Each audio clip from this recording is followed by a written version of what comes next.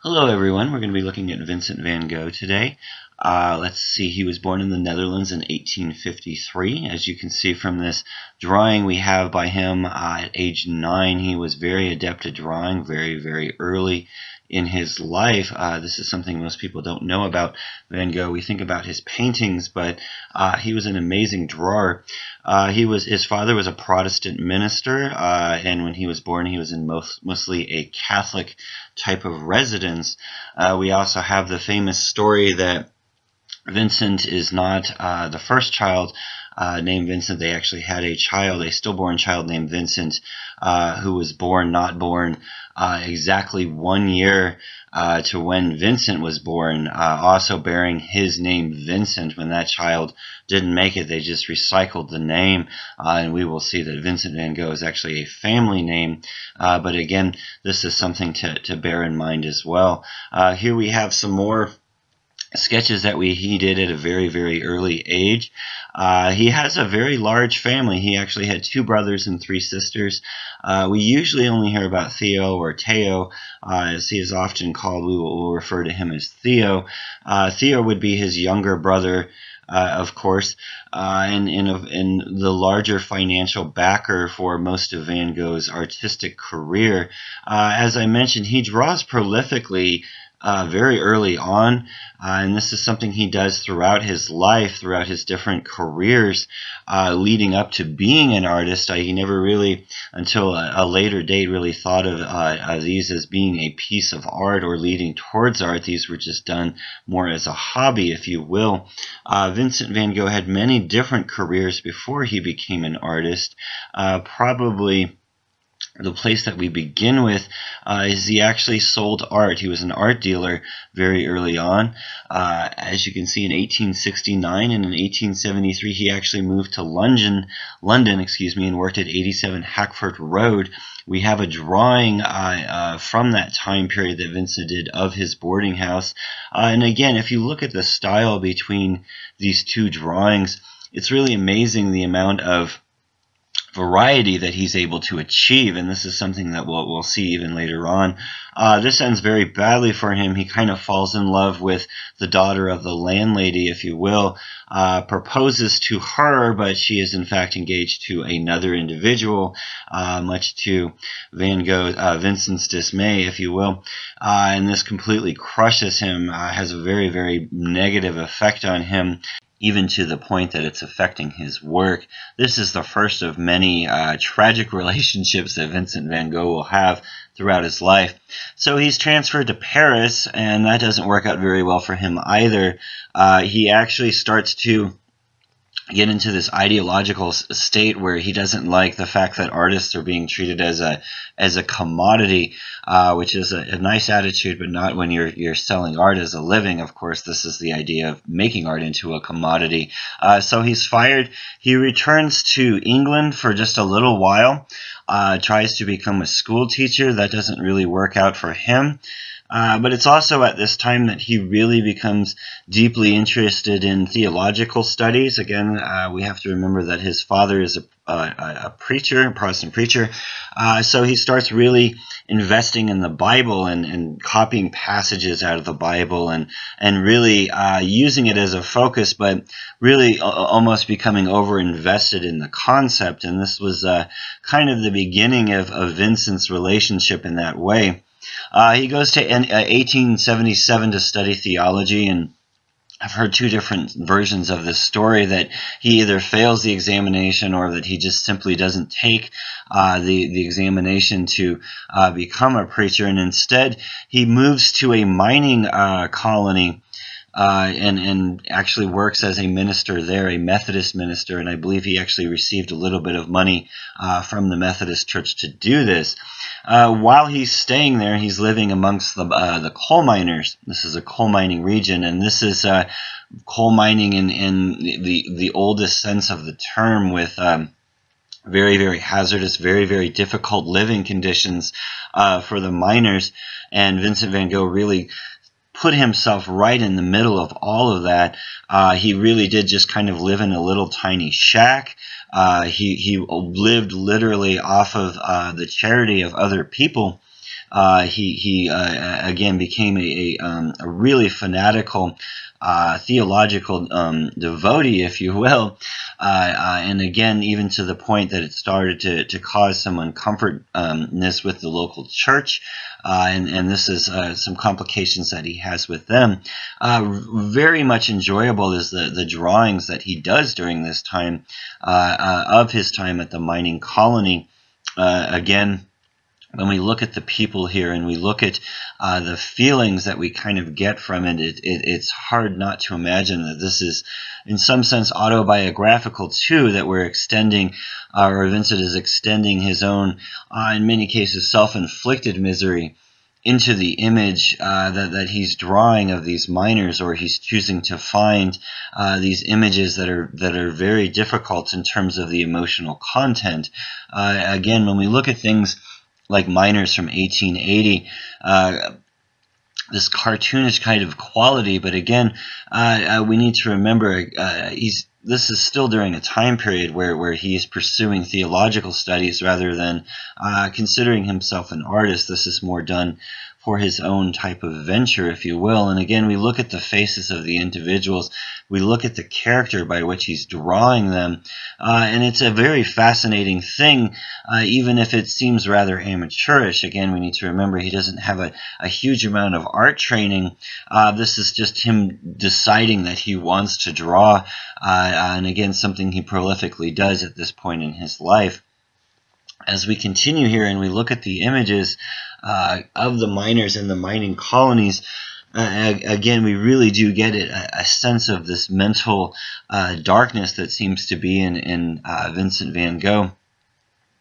So in 1879, he does kind of decide to become an artist, and I've heard this is on the idea as much by Theo as anyone else, and this is also when Theo starts really to pay for Vincent Van Gogh's art existence, if you will. And again, when we look at the family Van Gogh, we really do see two different tendencies. One is the religious tendency, and the other is the tendency towards art. We have Theo becoming an art dealer. Uncle Vincent, also known as Uncle Cent, was also an art dealer, and I believe he was directly responsible for getting both Vincent and Theo their jobs.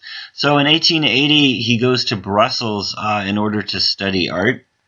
We have a few more images from this time period from around 1881. Again, a little bit more realized than the images we were seeing when he was working around the coal mines. But again, the same type of image that we're seeing, the very, very simplistic individual, almost a tribute to Courbet, this idea of the simple one, if you will, the peasant, if you will. So in 1881, he moves back to Eton, and he moves back in with his family, and this is when he falls in love with his widowed cousin, who has a son of his own. I believe the relationship is Vincent's mother's older sister's daughter. And he proposes to her. Her name was Kevon Stryker. Excuse me. There's an image of her there on the right. And she absolutely doesn't want to get married to Vincent Van Gogh at all. And this is another episode where he has a very difficult time in the association of love. And it's also at this time that he kind of takes his theological ideas, and a lot of them, I think, are grouped in with his ideas of love. And he kind of pushes them together, and if you will, he starts to lose his faith. The Bearers of the Burden from 1881, I think that this is a really wonderful image, because we really have to think of this as a window into the mind of Vincent Van Gogh and what's occurring at the time period, this weight that he has of, again, another failed relationship, in addition to the problems that he's having with theology, with the idea of God and his placement in the grander scheme of things. Again, we look at this as an exaggeration of the suffering that peasants would feel, naturally in the field, and it's been exaggerated. But again, most of these images I really do take as autobiographical, even if we don't see Vincent directly pursuing the images we see. Peasant Sitting by the Fireplace is another example of this. Worn Out is the subtitle. On the right, this is Vincent's grandfather, an image of the grandfather, another Vincent Van Gogh. Again, we have the grandfather, we have the uncle, and we also have Vincent proper. Again, when we look at all the culmination of his interests in terms of art, even before he had decided to become an artist, when he's putting himself in that mining colony, he really is at this point in his life looking at the downtrodden members of society as his primary focus of art. Again, the peasantry, and again, really almost exaggerating the suffering that these people would see. We're not seeing any images of peasants enjoying themselves or miners having a good time. In fact, it's quite the opposite. Even things along this line from this year, we get this sense of darkness and sadness from this. It's also at this year that he has a major falling out with his father. This is said to occur on Christmas morning when essentially Vincent tells his father that he's no longer believes in God and has a major problem with the idea of theology, and we need to remember that his father is of course a Protestant preacher. This would of course cause some conflicts. Vincent leaves the family home the same day. But again, when we look at the work from this period, when we think about something as easy and structured as the fence, and we see how completely broken up it is, we see the lack of structure, the lack of order within Vincent's mind just by looking at this fence and how he has assembled it. This might have been something he might have seen in real life, but nonetheless. So in 1882, he actually moves to The Hague, and he moves in with his cousin Anton Mauve. Anton Mauve is actually a painter who lives in The Hague, and it's at this time that it really is believed that Vincent van Gogh first starts his painting career. Again, we have a tremendous amount of drawings by Vincent van Gogh, but it's not until this very later date in his life that we do start to see him paint actually with oil colors, and it is by the influence of Anton that it is thought to occur.